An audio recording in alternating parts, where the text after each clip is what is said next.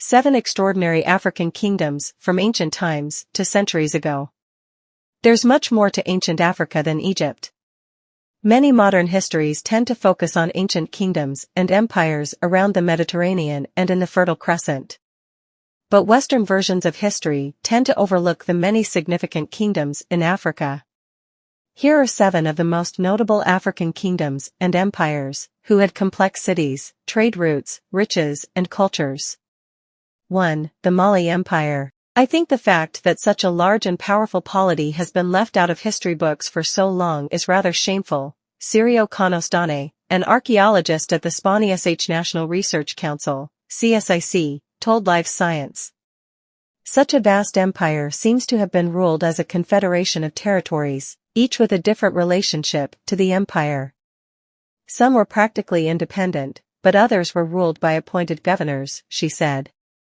The Mali Empire controlled the region's gold, and its ruler, Mansa Musa, has been called the world's richest man.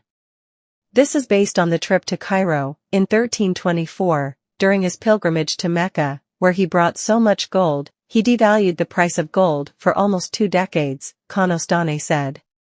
But the empire withered after the 15th century as its control of the gold trade declined.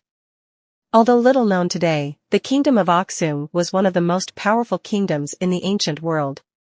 Located beside the Red Sea in what are now northern Ethiopia, Eritrea, and Yemen, the Kingdom of Aksum was a hub for ivory, gold, spices, and textiles from the 1st century BC to the 9th century and traded with the Roman Empire. But its origins may be much older, dating to the pre-Aksumite period as far back as 1600 BC, Michael Harrower, an associate professor of archaeology at Johns Hopkins University, told Live Science, the Aksumite period may only have been a change of the kingdom's capital, from Yeha to Aksum. The Aksumites developed their own system of writing and body of literature, and in the 4th century, Aksum became the first kingdom in Africa to convert to Christianity.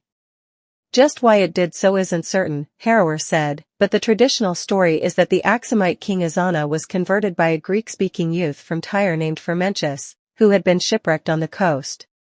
After the 7th century, the Arab caliphates controlled the Red Sea and the Aksumite kingdom declined, but later kingdoms continued their tradition of Christianity.